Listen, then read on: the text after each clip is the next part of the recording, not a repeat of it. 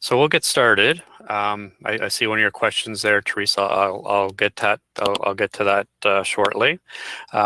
Just to introduce myself, my name is Brian Doucette. I work with Department of Education Early Childhood Development as the in-school educational lead, so supporting the province, regions, and schools with PowerSchool and TyNet. Mostly PowerSchool support and initiatives and projects. Okay, perfect. Okay, I'm glad that everything's good on everyone else's end.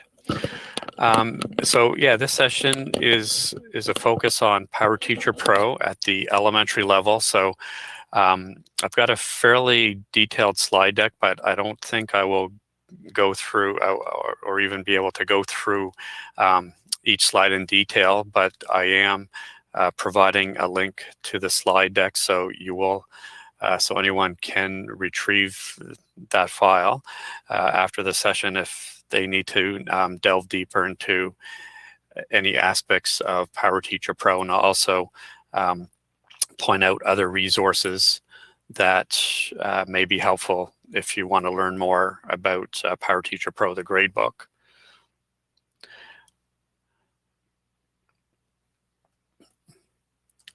And right here on the main slide, I have a link to all the Summer Learning Academy files. So I'll put that right there in the chat.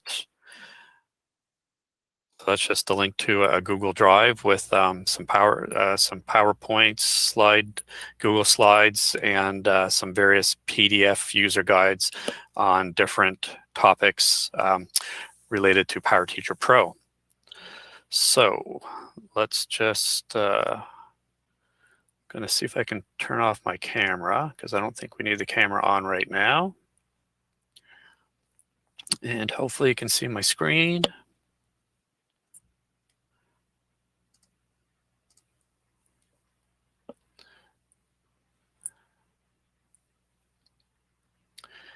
And just a reminder, Teresa, that if you want to make the screen full size, in the lower right-hand corner of the video, there's a little rectangular icon. And if you click that, that'll bring your screen to full size. And then you can just hit escape to minimize it if you need to make it smaller.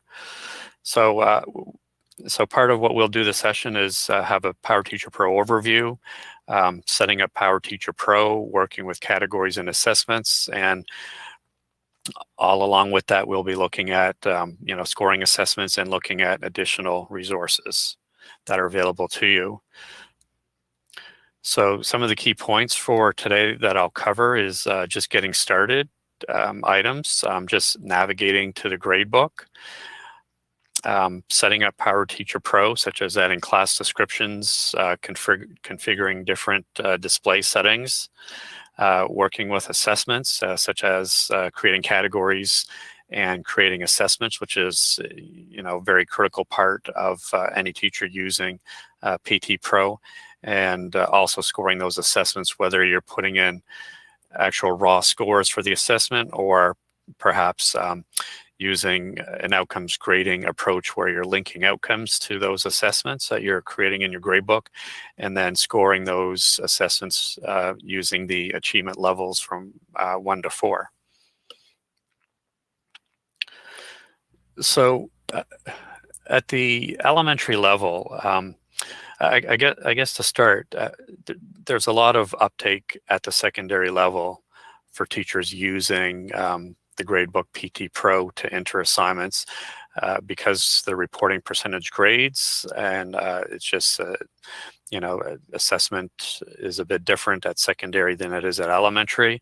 The Gradebook lends itself very well to teachers being able to put in assessments and scores, have the Gradebook calculate that score for the teacher, and then even have that grade populate on the report card. So there's quite a bit of gradebook use at the secondary level. At the elementary level, it's less so.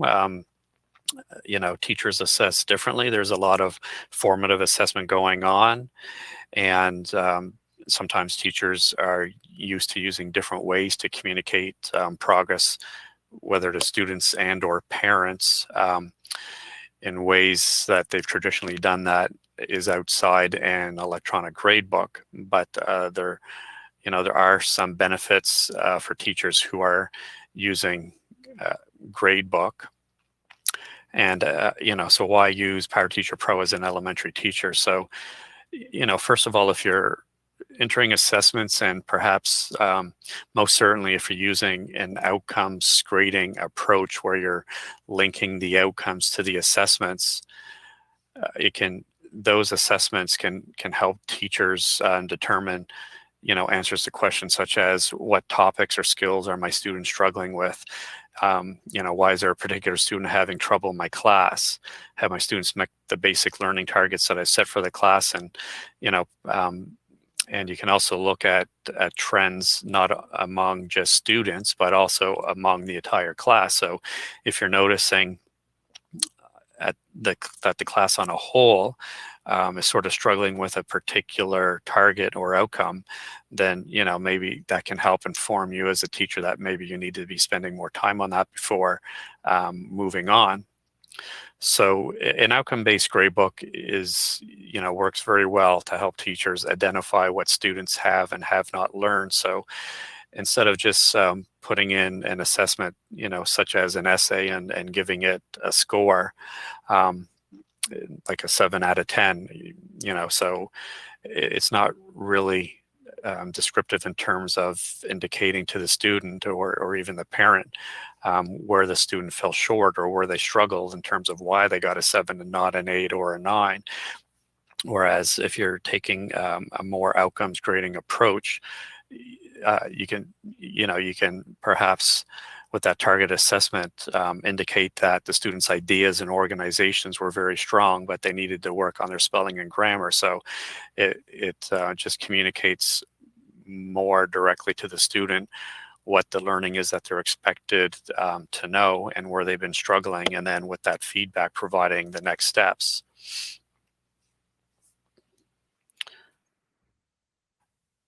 And if a teacher is using PowerTeacher Pro and entering assessments and entering scores and putting in comments or anecdotal comments, all that information is available on the student parent portal. So anything you put in your gradebook, it is transparent. Once you publish it, it's there for students and parents to see. So it can be an effective communication tool if you want to involve the parents in their child's learning and progress. So as a teacher, you can help get those parents and the students set up with portal accounts. And if they know that you'll be, updating your gradebook on a regular or semi-regular basis, then, parents may get used to the routine of logging in, once every couple of weeks or a couple times a month, just so that they can see their child's progress.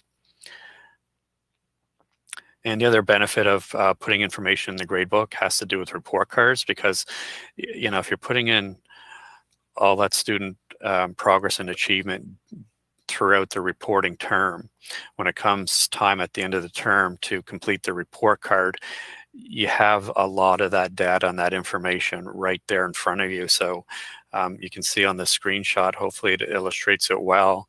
But there's a student, that's Cleveland Bean, and you can see some assessments on the left-hand side. And to the right of those assessments, you see some achievement level scores. And then above that, highlighted in the yellow, you see the outcomes grade. So, when we're assessing these outcomes multiple times, the gradebook will create rolled up or calculated average.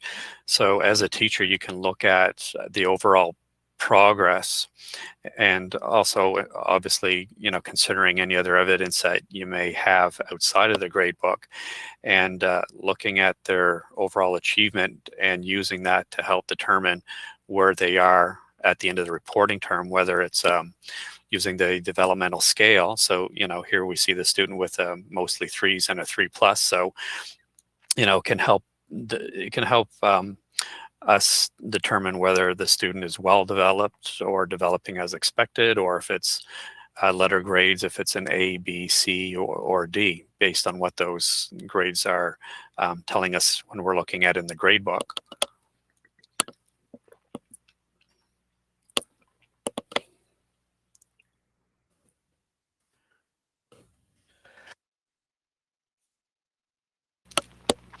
So just look at some basic overview of the gradebook. So I'm just going to minimize my presentation, and I'm just going to jump to the screen. So I'm just going to sign into a Sandbox account. Hopefully you're seeing this tab, Teresa. So what I will say is that this is just like I said, a sandbox. It's fictitious. It's scrambled data. So any student names, teacher names, school names, they're all fictitious names. And even my teacher name is a fictitious name. So I'm just going to switch schools and go to the elementary school. So when you log into PowerTeacher, to access Pro, which just is simply a matter of clicking on the link below the section. You can click on the link here on the left, or you can click on the PowerTeacher Pro link below the section. So what I'm going to do is I'm just going to go to my English 6 class and just launch PowerTeacher Pro.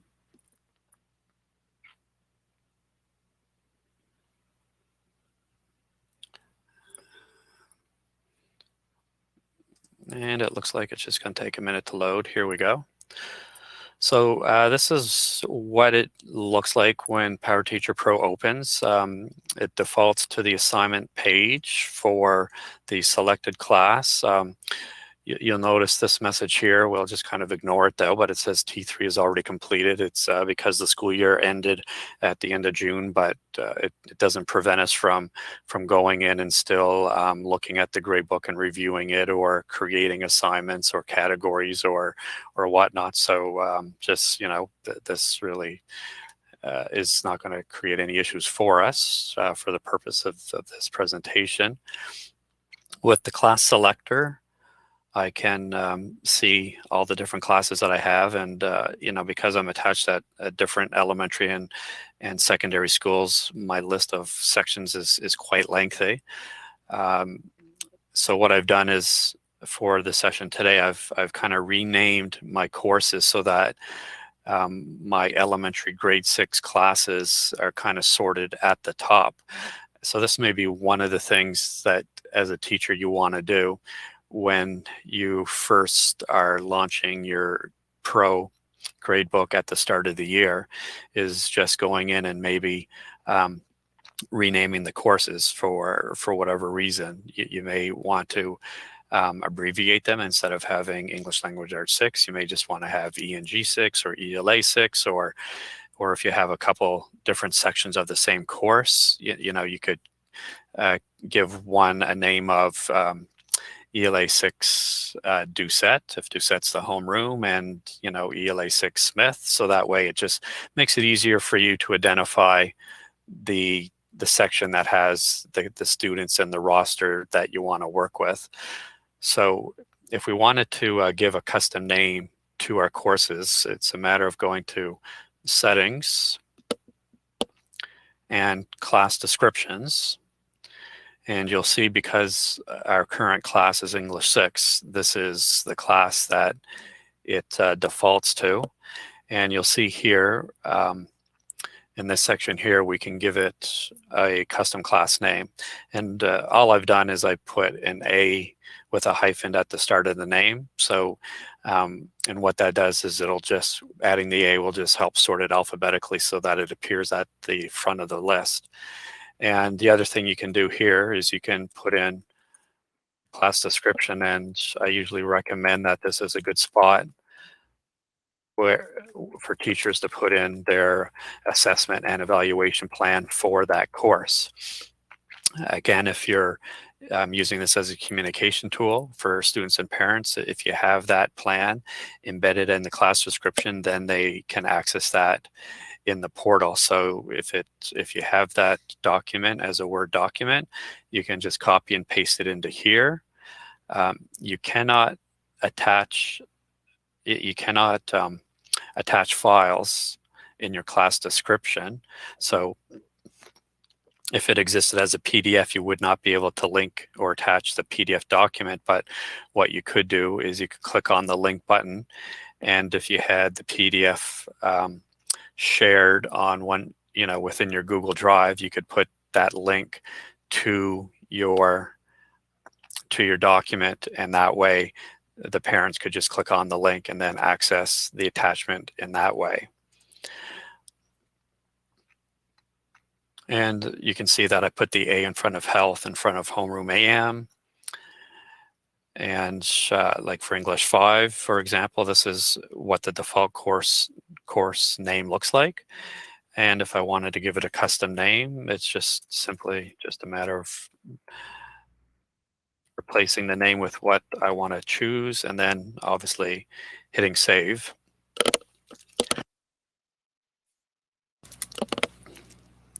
And what this does is it only affects your gradebook. So giving a custom name to a course, it doesn't change anything in PowerSchool. So it doesn't affect student schedules. It doesn't appear as a custom name on the report card. Administrators won't see it anywhere in PowerSchool. It's only for your own gradebook. And also when you're logged into PowerTeacher, you'll also see that if you have a custom name in Pro, that the custom name also appears on the start page of your PowerTeacher when you log in. So it's really just for your own use. All right.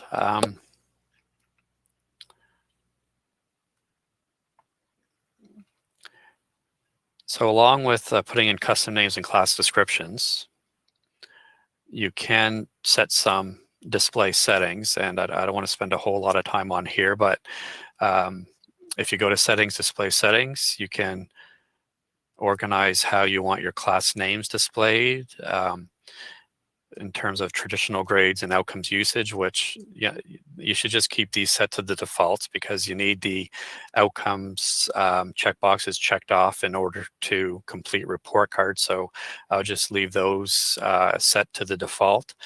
And there's also display settings for student names in terms of how you want them displayed.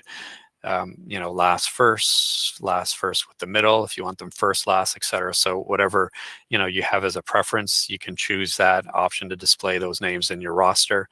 And also for sorting, you can sort them different ways, by last name, by first name, and how you want newly enrolled students to be listed in your roster. So as new students enroll partway through the year, do you want them sorted alphabetically, or do you want them added to the bottom? So those are some of the different settings that you can set. And what I've done for my class names is there's 3 options. You can sort them by period day, by the section number, which this 56 right up here would be the section number for this particular section. Or you can choose the 3rd option, which is listing it sorting by course and by custom name, which is the option that I have, which is why when I put in a custom name, they are sorting alphabetically by custom name based on the display settings that I selected. So there's a few little things that teachers can do at the start of the year. So go to settings, class descriptions, go to settings, display settings, just to set up your preferences and how you want to organize and other information that you want to help communicate to parents within your gradebook for your various subjects. So just jumping back to the presentation. So we've just kind of covered these items here using the class selector. We talked about class descriptions, display settings. So now we're going to get to working with assignments.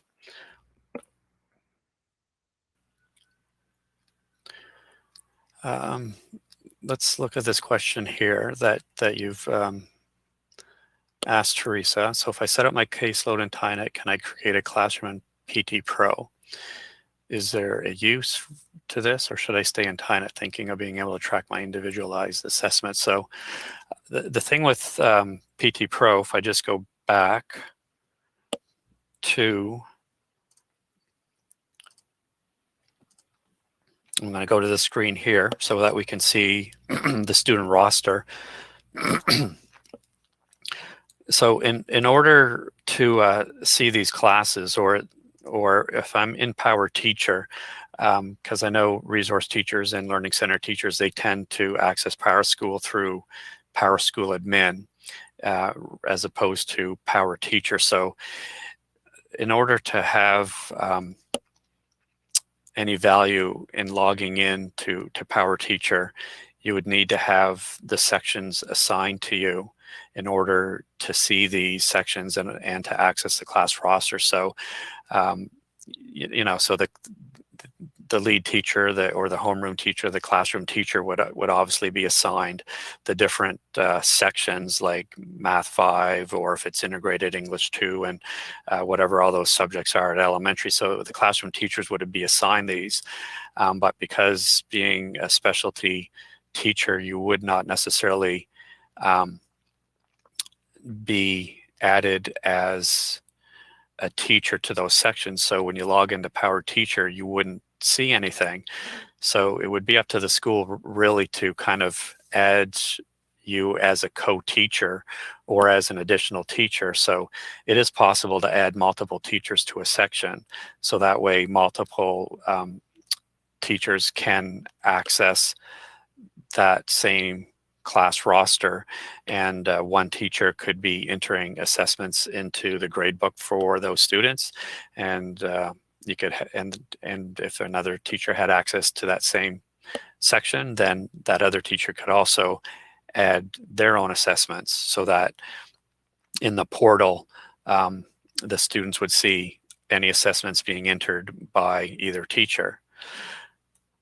So I would suspect that most likely you're probably not attached, Teresa, as an additional teacher to the sections. So I guess that would be, you know, a conversation to have with your school, and if it was something that you were looking at doing in terms of leveraging the gradebook to track individualized assessments for your students, and you know, documenting that in the gradebook. It can certainly be documented in TyNet through, you know, through the evidence of learning. But I guess depending what documents the students have in TyNet, you know, you may find that it could be of benefit for you to have access to the gradebook. So that, I guess that would be a discussion to have at your school to determine what's, you know, what works perhaps would work the best for you.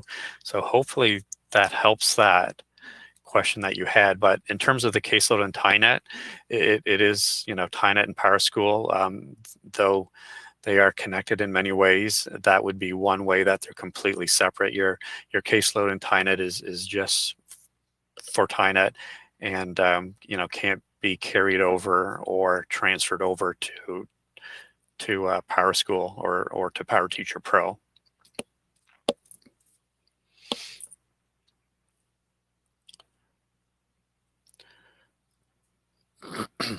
So I'm just going to go back to my gradebook. So here we are in English Language Arts 6, and I should say that my background is as a high school senior high teacher. My background, you know, is science and math and technology. So I certainly don't have a lot of expertise at the elementary level. So, you know, these are assessments that I put in.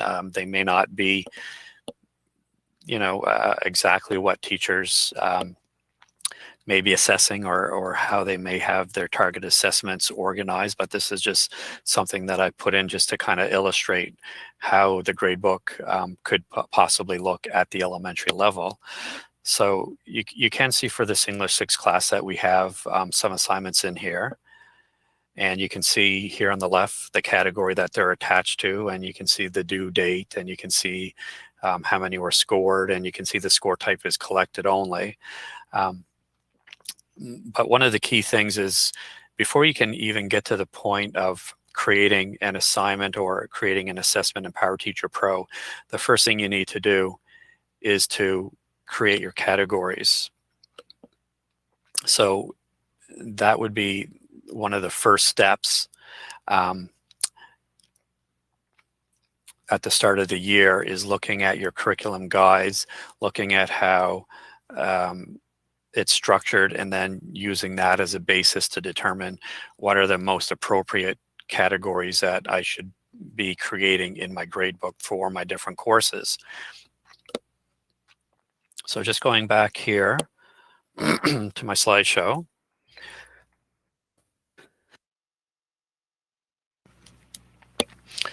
So basically, categories are used to organize your assessments. And like I said, assessments have to be connected to a category. So if you do not have categories, then you're unable to create assessments. So that's why I'm kind of, looking at categories first before we start talking about assessments. And this is what it looks like, as just a screenshot of what it looks like in the gradebook.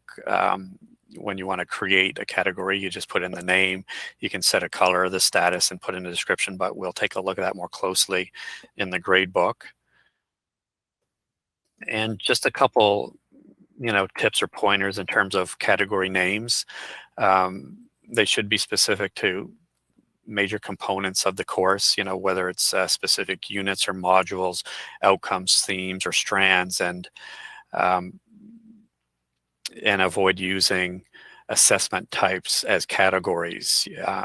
It's not uncommon, or at least years ago it wasn't uncommon, to see teachers setting up their gradebooks with categories broken up by tests and quizzes and projects and reports and in-class assignments and homework and whatnot, right? So those are assessment types. So categories really shouldn't be focused on the type of assessment, but more so on what is the learning, what is the content that is part of the course, and using that as a basis to create those categories. You can certainly still have tests and quizzes and projects and whatever type of assessments, but instead of attaching it to a test category, you're attaching it to a category that may be writing and other ways of representing, or it may be attached to some of these examples that I've provided here below. The topic may be earth science or healthy self or citizenship.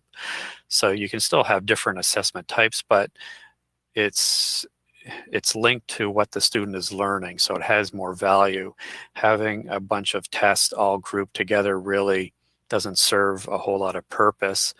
But if you're having different assessments that are all linked to citizenship, then you can see how students are progressing within that unit, because all those assessments are all attached to the same category, because that's the learning that we're focusing on right now.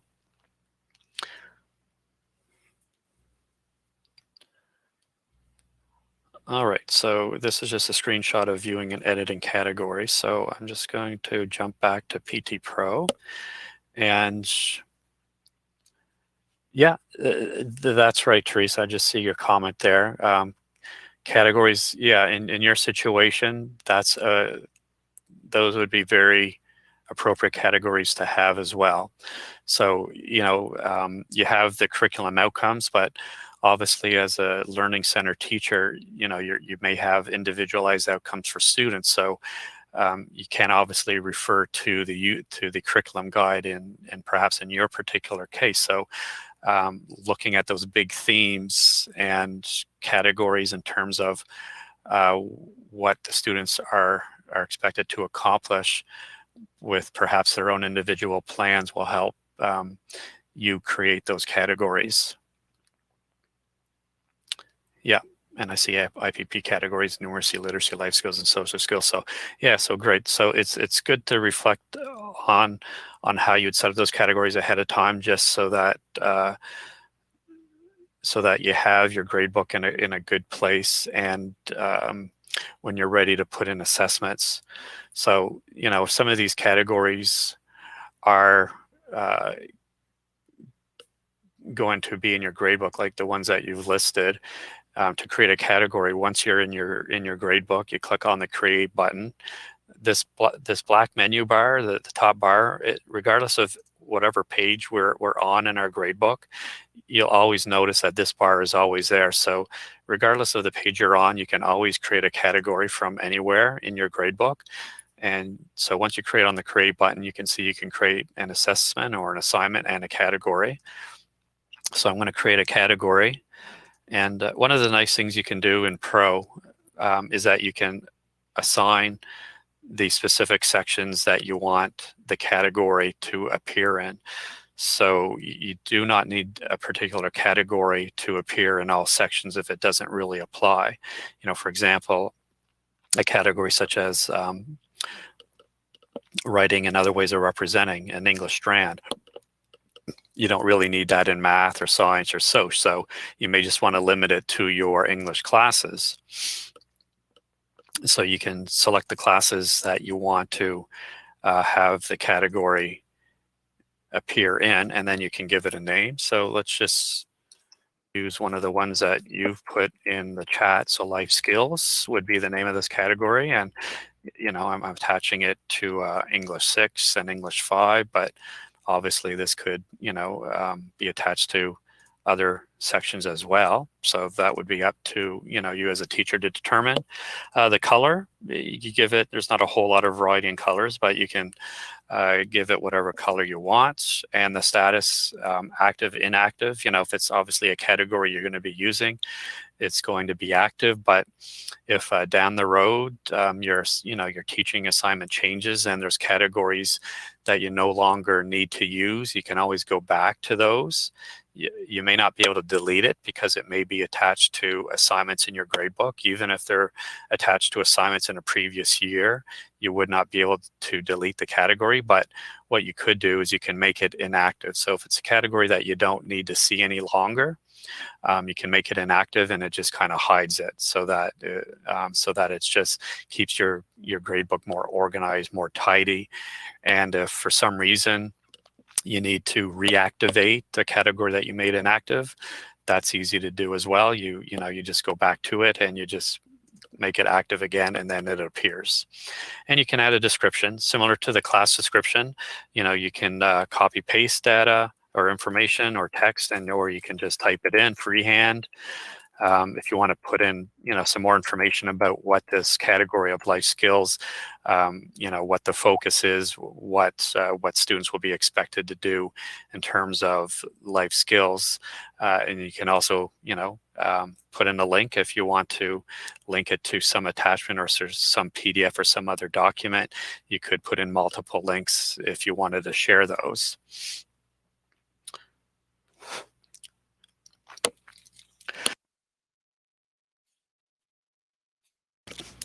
So I'm just going to hit save, and this will create that category. So you can see that it's been created. And if I go to grading and categories, you can see that I've got a bunch of different categories in my Sandbox account here. And you'll see at the very bottom, here's the life skills category that we just created. And you can see the classes that it's linked to. And if you want to resort these, reorganize them, it's just a matter of clicking on the arrows to adjust the sort order. So if you want to bring this up, you just click it where you want. And this is where you make changes to it. So the pencil icon on the right, this is where you'd go in and edit. For some reason, if I had to later on add a description because I didn't have my information on hand right away when I created it, I could go back and then I could add my description at a later point, or I can make it inactive if I want to. And then once you've made any updates, you just hit save. So that's how you'd go in and edit your categories, is by clicking here. And right here, if we hit show inactive, this will display any categories that we made inactive in our system.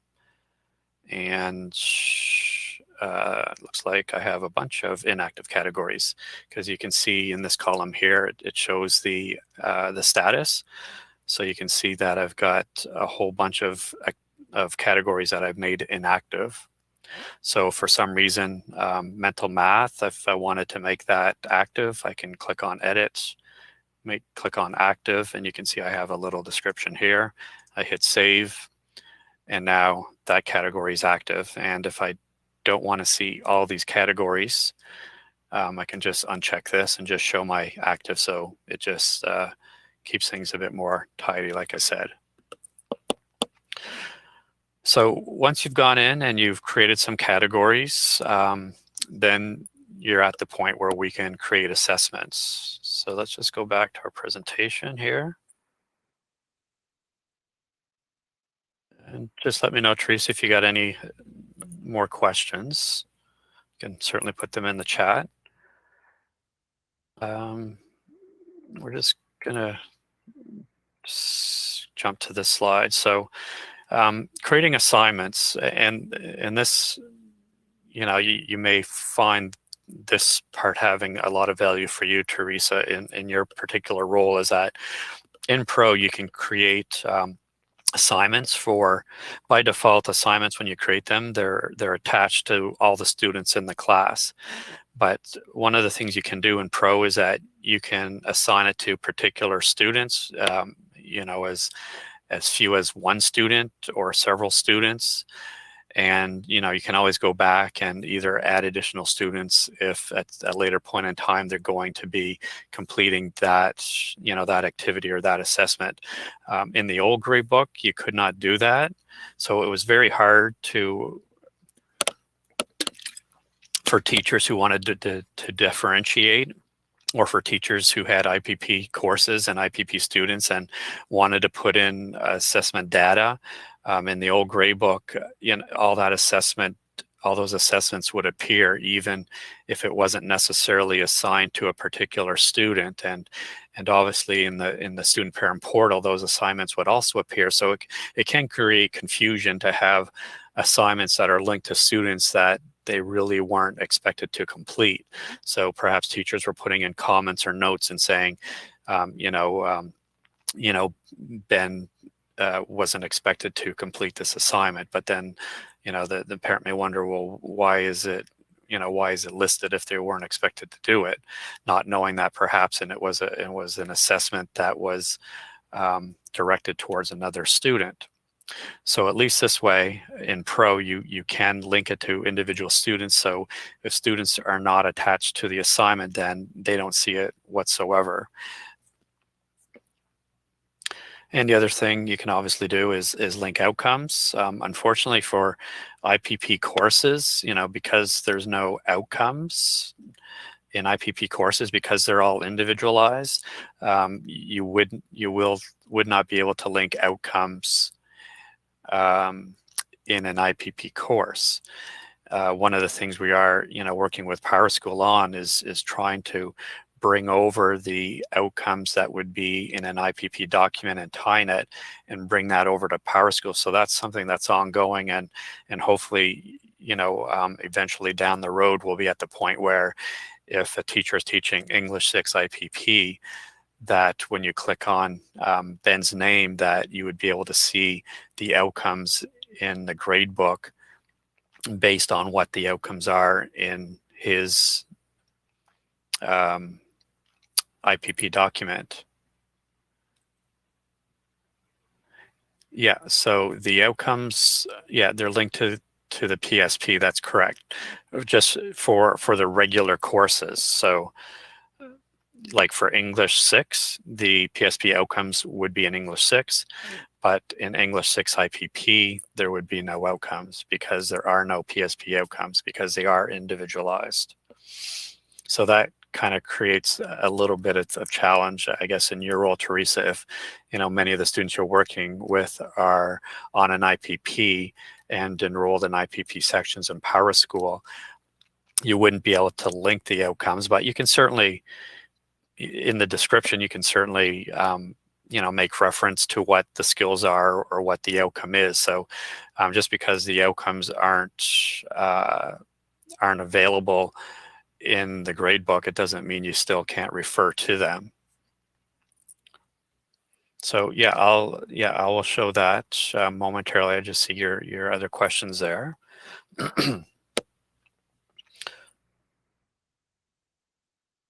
So just some tips on creating names. I'm not going to spend a whole lot of time on this, just being mindful of the time. But again, the slide deck is available, so you can always come back and review this in more detail. But often teachers are accustomed to putting in assignment names like vocabulary quiz or science lab, and it tells us what the activity was, it tells us what the student did, but doesn't really get to the heart of what they learned. And if the emphasis is on learning, then students and the parents, via the portal, can see the connections between their work and what they are learning in a more, evident, obvious way. So, so here are some, examples of assignment names that may be more task focused or vague or more centered on what the activity was and not necessarily the learning. I mean, you can make some inferences based on the name, what the student was learning, like the first one, WW1 classwork. So they're obviously doing something related to World War I, but what is it exactly? It's really hard to tell because there's not a whole lot of information there. Social media is, some of these things are very vague and doesn't really get to again, the heart of what the student was learning. So when you're looking at assessments, can you tell by looking at the name, what the student is learning and what you're measuring? So, here's a possible approach of just taking some time to reflect on those assignments and thinking, okay, here's how I, in the past traditionally would name an assignment. If I want to make it more learning focused, what can I do? So instead of World War I classwork, identifying causes of World War I. So it's more looking, it's, the assignment name, it right away, it kind of indicates that, well, we're looking at the causes of World War I, and students were looking at identifying those causes. So you're looking at some of the skills that that the students were using in that activity. So you can see that there's some identifying going on in the different names. There's investigating, there's analyzing, there's assessing, SSC, essay, thesis statement, and supporting evidence, biodiversity test. And just keeping in mind that the gradebook, it is limited to 50 characters. So, it's hard to perhaps put a very lengthy assignment name in the gradebook just because you're going to be cut off after 50 characters, which, you can get to very quickly. And I guess the nice thing about using this approach, like naming focused on the learning, is that when it centers on the learning, it just lends itself to allowing for more student choice and voice to demonstrate their learning. Because if the assignment is identifying causes of World War I, well, there's a variety of ways that students can demonstrate that. It could be a product, it could be a conversation, it could be an observation, or it could be a multitude of different types of products. So it allows students to demonstrate that learning in a way that may be more meaningful to them. It doesn't, not all students have to do it the same way. I mean, there obviously would be times where you want students to kind of do the same activity, but there may be other times when you want them to kind of just demonstrate their learning in the way that they want to. So that approach of focusing on the learning really lends itself well to that. All right, so that's the screenshot of the gradebook. So I'm just going to go back here to my gradebook and go back to my assignments. So you can see some assignments here that I've created, explaining how to use imagery in writing, creating a written piece of work using imagery, identifying elements of persuasive writing, and so on. So I know as elementary teachers, we're doing a lot of formative work with them and formative assessments, and don't think that you have to use the grade book to document everything, because you're doing so much assessing. It would be an impossible task to do. But what the gradebook could be helpful in doing is documenting or recording that summative evidence, that summative assessment that you're doing with students. So looking at, for example, these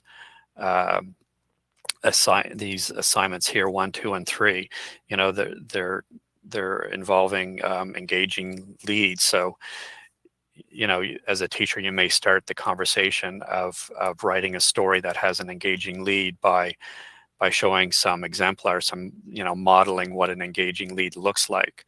So you're just having conversations with students and you're showing them examples, and then you're extending that, you're progressing, and perhaps getting students to find examples within different various varieties of text to look for examples of engaging leads. And then perhaps at some point you're looking at different types of leads and then saying, well, are there commonalities? Are there ways that we can group these together? So these are perhaps ongoing discussions and work that students are doing, either as whole group or perhaps in smaller groups. So students are still progressing in their learning and trying to extend their knowledge of engaging leads and what are different approaches and what are different ways that it can look. And when it comes to the point of when you as a teacher want the student to actually create their own engaging lead to their own story, well, that may be the summative piece. Perhaps 2 and 3, I put them in my grade book, but maybe they don't need to be there for some teachers, because in their mind they're thinking, well, this is still formative. We're still learning more. And when we get to the point where the students individually are going to be creating their own lead using their preferred method based on the different types that we've assembled and that we've categorized. So students have a good idea of the different types of leads, then, well, they'll pick one, again, with that student voice and choice, their preferred way of using a lead to create the beginning of their own story. So it's not about documenting everything in Pro, but perhaps just key stages where you're looking at that summative assessment for your learning target, for your outcome, of putting that in Pro and saying, right now, this is where the student is at. So if I wanted to create another assignment, we have some here talking about engaging leads. So maybe we want to create an assignment. We spent some time working on conclusions. And sometimes this is just a bit slow loading up the first time. So let's just be patient here.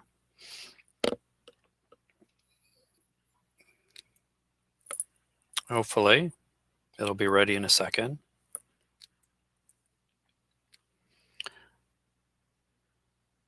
I should have perhaps clicked on this beforehand. All right, so we're good now. All right, so when you're ready to create an assignment, we already have our categories, and this is English 6, so you can see that. If you can kind of see shaded in the background, I've created categories based on the strands, so writing, speaking, and reading. So I'm going to create an assignment for English 6. Like categories, assignments you can attach to multiple courses, but for now we're just going to leave it attached to just English 6. And making sure we don't exceed 50 characters and get cut off. I'm just going to type write a compelling conclusion to a story. So, we spent time on introductions and leads to stories, the middle part of a story or a text. Now we're looking at conclusions and a compelling conclusion. So since the writing, this is, like I said, you have to attach it to a category. So I'm going to attach it to writing and representing. We can give it a point value if we're marking it on a raw score. But if we're linking outcomes, we may want to set it to collected only. Let me change the date here, put it inside the school year so we don't get errors. And this is the page where you can see that all students are linked to this assignment. But if I only wanted to have Pauline and Maria and Anthony attached to this assignment, then I can select just those three. And like I said before, you can always refine this list if Anthony, it turns out he didn't, this assignment wasn't suitable for him at this time, you can unselect him, or you can go back and you can check additional students at a later point once they're ready to complete this activity. And then the outcomes tab, this is where we link the outcomes. So here's our, our 7 English 6 outcomes. So perhaps it was focused on outcomes 6 and 7. So I'm going to link those, and we're just going to publish it immediately and hit save and close. So there you see, I have my assessment created. And when I click on it, this is how I can score it. So because we've linked outcomes and because I set it to collected only, I can't, you'll see on the score inspector here on the right, I cannot enter any numbers, any numerical values, but all I can do is put in flags. So I can say that, these ones are all collected. Perhaps Teddy it's missing, and Dean was absent. And you can also put multiple flags. So perhaps Maria, she did turn it in, but perhaps it was late. So, I want to document that because that could, help in terms of learner profile if I'm documenting if things are being turned in timely or not. And then here for the outcomes, I can put in my achievement levels. I can put them in individually, or say everyone got a 3. I can just hit the fill down and I can quickly fill in 3 for the rest of the students who have blanks. And the other thing you can do is also copy paste. So I can copy these scores and I can paste them into here for quick entry. And say Dean had a 2+, I can always, edit these individual scores afterwards and just hit save. So that would be what you'd be doing in your gradebook. When you go to grading and score sheets, you see all your different assignments here. It's just a different view. You can see that, for the most part, I think everyone's turned them in. In this case here, Teddy was absent, so we put in the absent flag, and a few have been late. So we can see this on this page. But the real value is when we go to the student outcome score sheet. We can see how students are progressing over time on our outcomes. And this page will also take a little bit of time. So let me just jump back over to the slideshow. And there's not much time left, so kind of covered some of this stuff. Scoring assignments, I just quickly reviewed that. Yeah, we're almost at the end, so let me just stop it right there.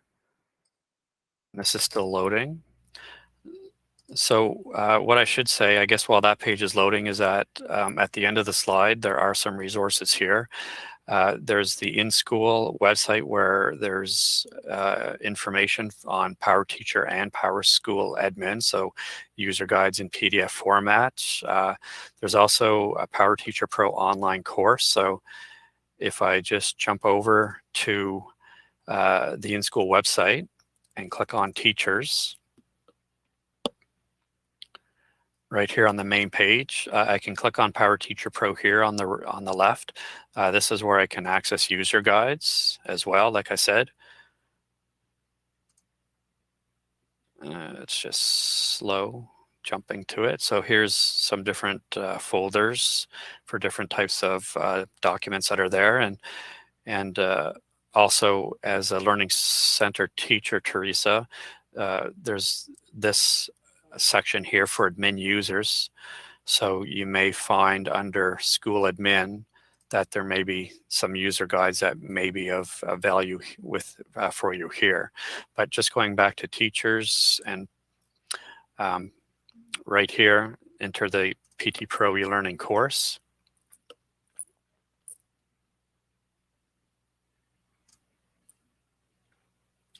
This is a course that I developed, and there's, I guess it looks like 61 lessons, but there's a variety of lessons that just takes you through the very basics and introduction of PowerTeacher Pro, some of which, we covered, perhaps a bit quickly in this 1-hour session, but setting up Pro, we looked at, custom names and class descriptions, working with categories. So if you want to revisit that, there's also, in addition to the slide deck that I shared, the link was in the chat at the start of the presentation. You can also find some lessons on creating categories. They're a bit interactive, so some of them have videos that you can see here, and some of them have interactive activities. Just trying to find an example of one that has an interactive activity. I'm trying to remember which one. Yeah, so some lessons have give it a try activity, so you can actually simulate it. You can actually simulate doing the steps in the gradebook without actually being logged in. So it's just kind of mimicking or simulating what you would do. So this is a very basic, activity where you're adding a class description. So, you just follow the steps as directed here. So you're opening the class selector, select Math 10. So you just basically go through the steps, click on settings. So anyways, it goes through all the different sections with adding assignments, working with marks and grades, analyzing student progress. And then at the very end, there's a section on elementary report cards and also a section on secondary report cards. So the PT Pro e-learning site is a great resource. And here's a score sheet here just to finish things off, where you can see where we have our assessments and we have our individual scores, and you can see here the rolled up score. And like I said, if you're entering some information in PowerSchool, this can help when it comes time to complete the report card. So because you have some of that evidence documented in the gradebook. And I think that takes us to the end.